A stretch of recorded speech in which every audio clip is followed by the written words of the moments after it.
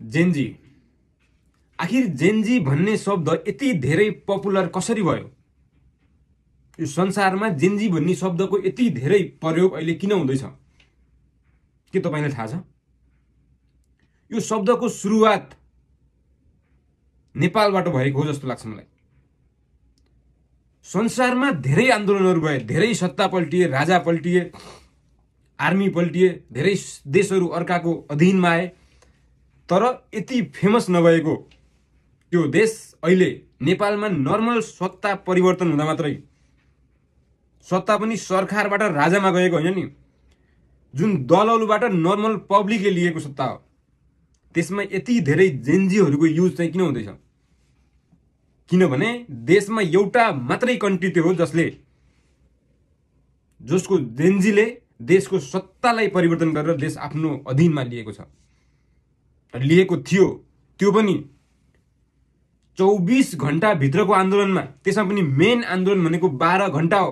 12 घण्टामा कुनै पनि एउटा देशको पुरा सत्ता ढलिसकेको थियो। देश यति धेरै डरलाग्दो अवस्थामा पुगिसकेको थियो, जे पनि हुन सक्थ्यो भन्थे नेताहरूले र नर्मल्ली यो राजनीतिक विज्ञहरूले। देशमा अझै पनि कन्ट्रोल गर्न सकिएन भने बाहिरी शक्तिहरू, शान्ति सेनाको नाममा अमेरिकन सैनिक, इन्डियन सैनिकहरू नेपालमा आउँछ भन्ने धेरैले डर मानिसकेका थिए। दिनभरि जेनजीको आन्दोलन त गरियो, तर साँझ सबैको मनमा यही डर थियो कि अब विदेशी सेना आउने त होइन, कसरी हामीहरूले देशलाई कन्ट्रोल गर्ने। त्यति बेला सबैको दिमागमा जो थिए, जस्ता थिए, देशमा एउटा अभिभावक त थिए, तिनै भयो नि हुनु पर्थ्यो भन्ने समेत गइसकेका थिए मान्छेको दिमाग। किनभनेपछि बाहिरी शक्तिले हस्तक्षेप गर्यो भने अवस्था अफगानिस्तानको जस्तो हुन्छ, अवस्था गाजाको जस्तो हुन्छ। त्यो भएको हुनाले जेनजी भन्ने शब्द हुँदै गर्दा जुन 23 र 24 को आन्दोलन भयो, त्यसमा सम्पूर्ण नेपाली जनताहरूले बुझ्नुपर्ने र नेता मान्नुपर्ने जेनजीको अहिले कुनै पनि एउटा मान्छे छैन। किनभने त्यो आन्दोलन देश परिवर्तनको लागि थियो, सत्ता परिवर्तनको लागि थिएन। निराज भन्ने एउटा भाइ आइरहेको छ अहिले। जेनजी म पनि हो, मेरो पनि जन्म 2000 मा भएको, म पनि अहिले 25-26 वर्ष नै भएँ, म पनि जेनजी नै हो। निराज भाइ चाहिँ संयोजक रहेछ। अघिल्लो दिन काठमाडौँ प्रशासकबाट उसले चाहिँ हामी भोलि आन्दोलन गर्दैछौँ भनेर एउटा लेटरमा हस्ताक्षर गरेर आएको रहेछ। अनि भोलिपल्ट चाहिँ उनै आन्दोलनमा सहभागी नभइदिएको रहेछ। अब तपाईलाई म एउटा कुरा भन्न चाहन्छु, कुनै पनि कुराको सुरुवात आफूले गरिसकेपछि त्यसको अन्त्य पनि आफैले गर्न सक्नुपर्ने हुन्छ। निराज भन्ने भाइलाई म भन्न चाहन्छु, तपाईले जुन कुराको सुरुवात गर्नु, त्यो कुराको सुरुवातले अहिले देशमा 70 भन्दा बढी मान्छेले ज्यान गुमाएका छन्।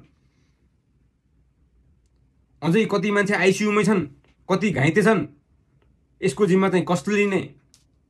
तपाईले भन्दै गर्दा यहाँभन्दा अगाडिको जुन जनआन्दोलन भयो, माओवादीको आन्दोलन भयो, त्यति बेला 70,000 को टाउको काटेको सबै प्रचण्डले उसले उसको जिम्मा लिनै पर्छ भनेर भन्दाखेरि जो तपाईँ त्यहाँ हामी भोलिपल्ट आन्दोलन गर्छौँ भनेर संयोजक भएर सिग्नेचर लिन जानुभएको थियो सिडिओको, यसको मतलब आन्दोलनको सुरुवात तपाईँबाटै भएको थियो।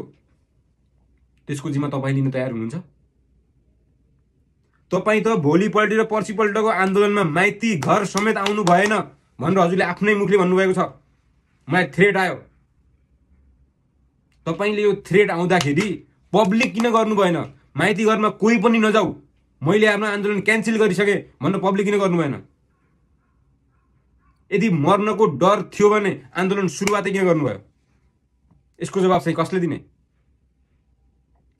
तपाईले अहिले जसरी म पार्टी खोल्छु भनेर हिँडिराख्नु भएको छ, सम्पूर्ण नेपाली जनताहरूलाई भन्न चाहन्छु म, निराज यस्तो मान्छे हो जो मर्नदेखि डराउँछ, त्यो पनि देशको लागि हो।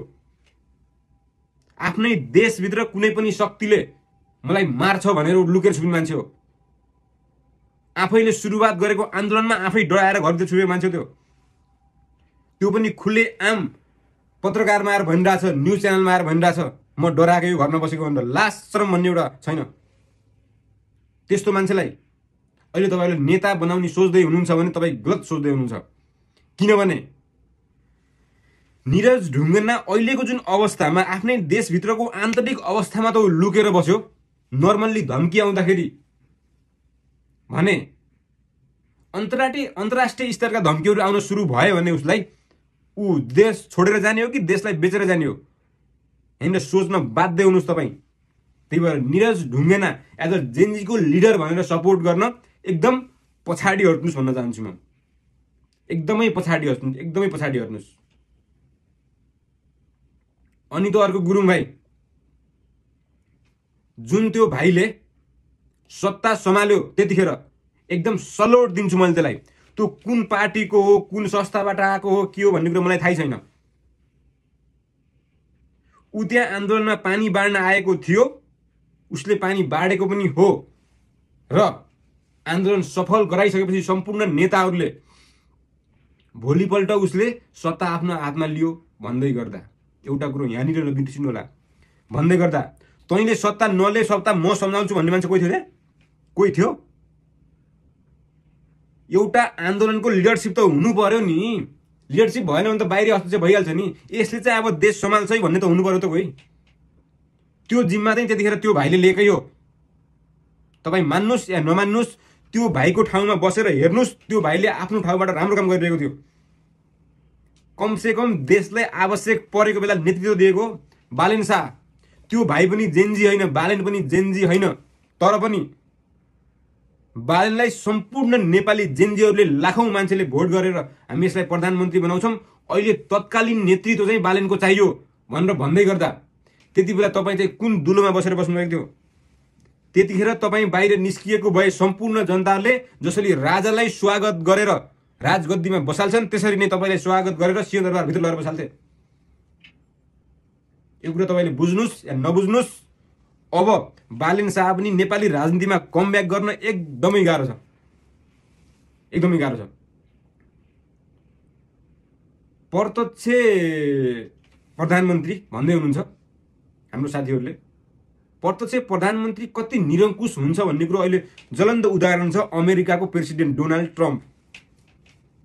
हिजो मात्रै अमेरिकामा एउटा प्रोटेस्ट भएको थियो जसमा अमेरिकाकै इतिहासमा दोस्रो सबैभन्दा ठुलो प्रोटेस्ट थियो त्यो डोनाल्ड ट्रम्पको विपक्षमा। त्यति नराम्रो हुन्छ यो एकजनालाई शासन 5 वर्ष लगातार दिन्यो भने, निरङ्कुश हुन्छ। तपाईँ आफै सोच्नुहोस्, अहिलेको अवस्थामा केपी ओली देशको प्रधानमन्त्री भएको भए 5 वर्षसम्म हुन पाउने भएको भए, उसलाई कसैले पनि निकाल्न नपाउने भएको भए अहिले देशको अवस्था के हुन्थ्यो होला तपाईँले सोच्न सक्नु भएको छ? सक्नु भएको छैन नि।